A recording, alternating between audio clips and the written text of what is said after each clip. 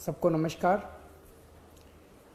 आज जो ऐलान मैं करने जा रहा हूँ उसका असर केवल दिल्ली की शिक्षा व्यवस्था नहीं, मैं समझता हूँ कि भविष्य में हमारे देश की शिक्षा व्यवस्था पर भी बहुत गहरा असर पड़ने वाला है।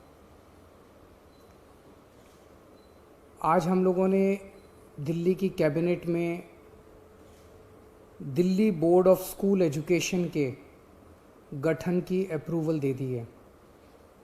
दिल्ली में अलग से अब एक Delhi board of school education बनाया जाएगा।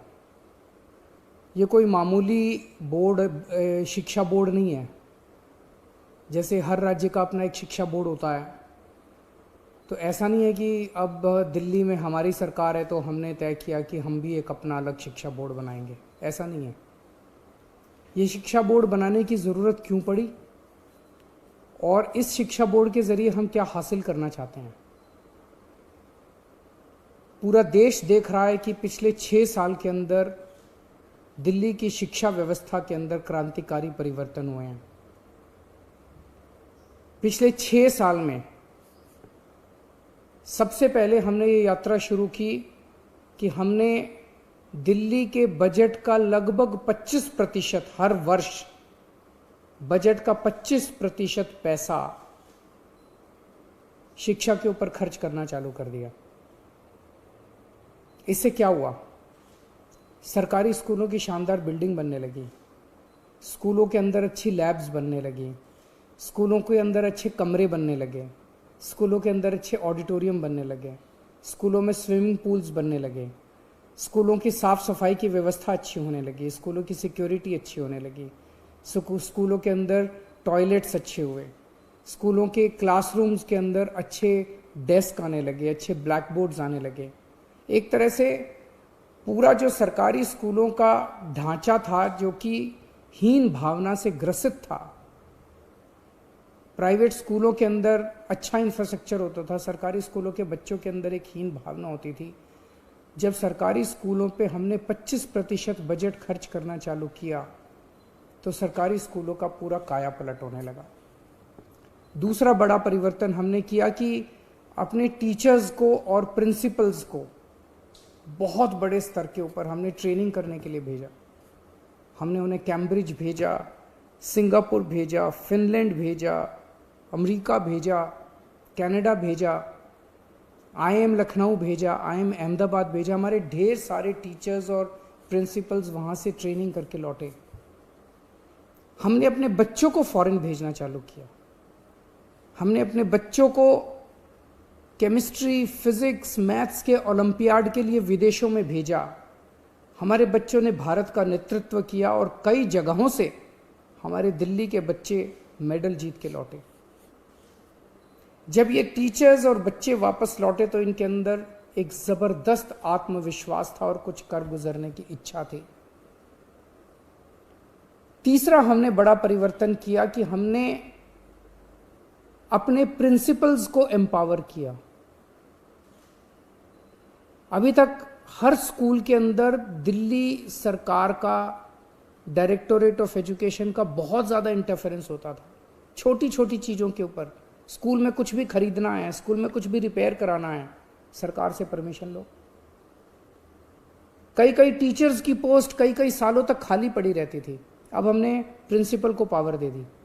प्रिंसिपल की पावर 5,000 रुपये से बढ़ा के 50,000 रुपये कर दी और उसको पावर दे दी कि अगर सरकार किसी टीचर की अपॉइंटमेंट रेगुलर नहीं कर पा रही तो वो एक सेशन के लिए बाहर से किसी टीचर की अपॉइंटमेंट करके अपना बच्चों की पढ़ाई सफ़र नहीं होनी चाहिए।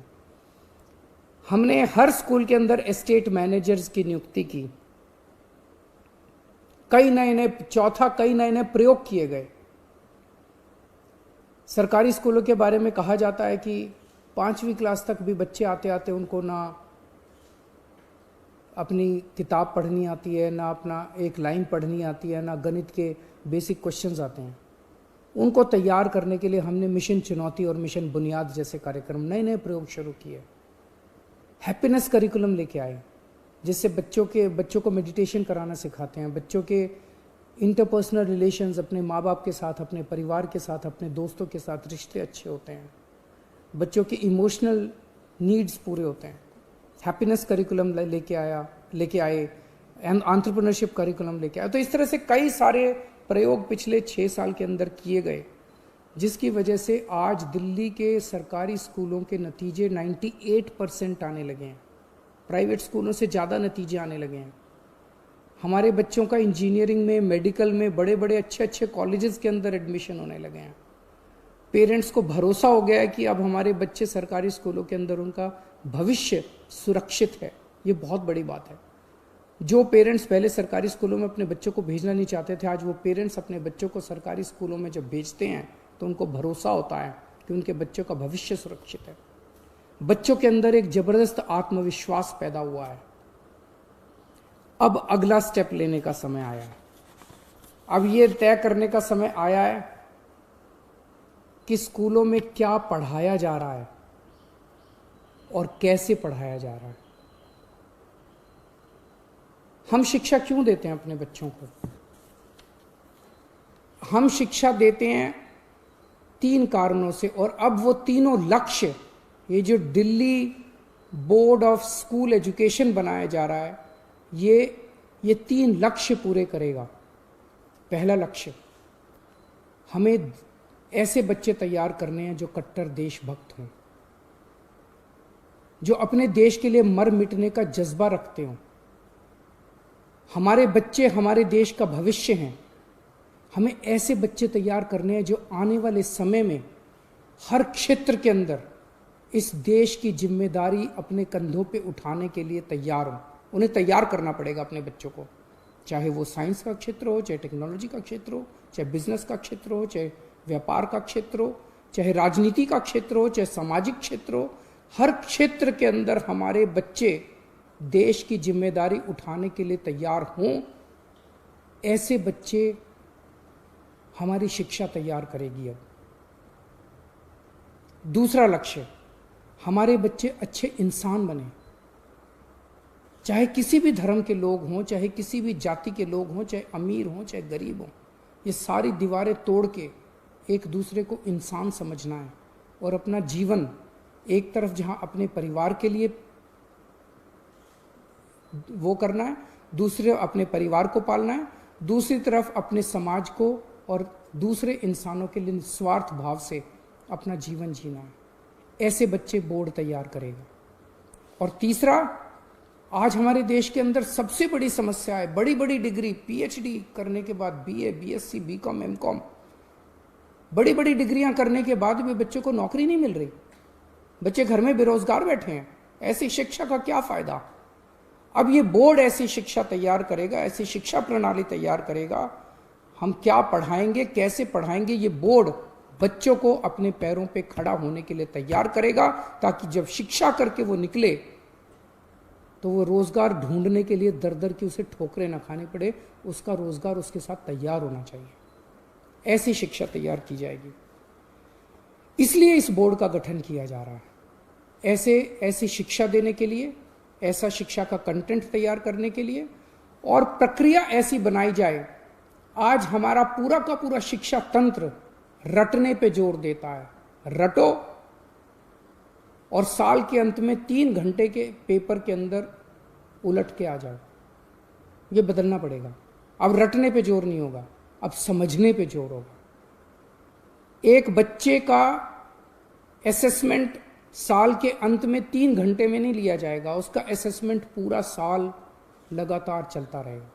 उस बच्चे का असेसमेंट लगातार पूरा साल चलेगा। ये इंटरनेशनल स्तर का बोर्ड बनाया जा रहा है, जिसमें ढेर सारे इंटरनेशनल संस्थाओं से सहयोग लिया जाएगा। इंटरनेशनल प्रैक्टिसेस को स्टडी किया गया है और भी स्टडी किया जाएगा, और उन इंटरनेशनल प्रैक्टिसेस को हम दिल्ली में अपने स्कूलों में और अपने बोर्ड में लेके आएंगे। इसमें हाई एंड टेक्निक्स का इस्तेमाल किया जाएगा बच्चों को पढ़ाने के लिए और बच्चों की असेसमेंट करने के लिए। जैसे मैंने बताया कि रटने के ऊपर से ध्यान हटा के अब समझने के ऊपर और पर्सनालिटी डेवलपमेंट, एक बच्चे को तैयार किया जाएगा। हमारा ये मानना है कि भगवान ने इंसान को बनाया है, हर इंसान के अंदर कुछ ना कुछ अच्छाई जरूर डाली है, कुछ ना कुछ उसके अंदर स्पेशलिटी। हर इंसान स्पेशल है। वो क्या स्पेशल है ये शिक्षा प्रणाली की जिम्मेदारी होगी कि उस बच्चे की उस स्पेशलिटी को निकाल के उसकी किस चीज़ में रुचि है और उसे किस चीज़ की ज़रूरत है, उसका कैरियर किस चीज़ में होना चाहिए और उसे कौन सा कोर्स पढ़ना चाहिए, ये शिक्षा प्रणाली निकाल के उस बच्चे को वही सिखाया जाएगा जिसमें वो माहिर है, ना कि एक रट्टू तोता जो अभी बनते हैं वो बनाया जाएगा। दिल्ली में 1000 के करीब लगभग सरकारी स्कूल हैं, 1700 के करीब प्राइवेट स्कूल हैं। इनमें जितने बच्चे पढ़ते हैं मोस्टली सरकारी स्कूल तो सभी सीबीएसई के, सरकारी स्कूल सारे सीबीएसई के हैं और 1700 जो प्राइवेट स्कूल हैं ये भी मोस्टली सीबीएसई के हैं।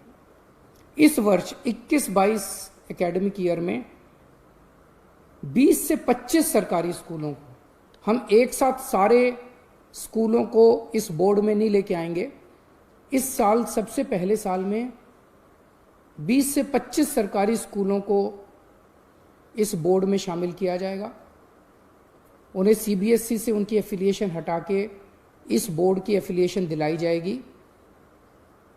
ये कौन से स्कूल होंगे इसका चयन हम वहाँ के प्रिंसिपल्स, टीचर्स, पेरेंट्स के साथ मिलकर करेंगे और हमें उम्मीद है कि 4 से 5 साल के अंदर वॉलंटैरिली सारे सरकारी स्कूल और सारे प्राइवेट स्कूल जो हैं वो इस बोर्ड में शामिल हो जाएंगे। इसकी एक गवर्निंग बॉडी होगी जिसकी अध्यक्षता एजुकेशन मिनिस्टर करेंगे। इसकी एक एग्जीक्यूटिव बॉडी होगी डे टू डे काम के लिए जिसकी अध्यक्षता एक सीईओ करेंगे। गवर्निंग बॉडी में, एग्जीक्यूटिव बॉडी में एक्सपर्ट्स होंगे, ढेर सारे इंडस्ट्री के भी होंगे, एजुकेशन के भी होंगे, प्राइवेट के, सरकारी स्कूलों के प्रिंसिपल्स होंगे, ब्यूरोक्रेट्स होंगे। और आज इस निर्णय से मैं व्यक्तिगत तौर पे बहुत ज़्यादा खुश हूँ, उत्साहित हूँ। मुझे हमेशा ये लगता था, पहले राजनीति में आने के पहले हम लोग एनजीओ में काम किया करते थे, समाज सेवा का काम किया करते थे और हमें ये लगता था कि हमारी शिक्षा प्रणाली काफ़ी ज़्यादा दूषित है जिसकी वजह से देश की कई सारी समस्याएं, अगर शिक्षा को ठीक किया जाए तो देश की कई समस्याओं का समाधान निकल सकता है। पिछले 6 साल की हमारी यात्रा काफ़ी अच्छी रही और मैं समझता हूं कि अब ये जो अगला चरण है जिसमें इस बोर्ड का गठन किया जा रहा है, इसके ज़रिए शिक्षा के क्षेत्र में मूलचूल परिवर्तन होगा और हमारे जो बच्चे शिक्षित होकर निकलेंगे वो एक तरफ देश की बागडोर संभालने के लिए तैयार होंगे और दूसरी तरफ अपने परिवार को का पालन पोषण करने के लिए भी तैयार होंगे, अच्छे इंसान बनेंगे। बहुत बहुत शुक्रिया।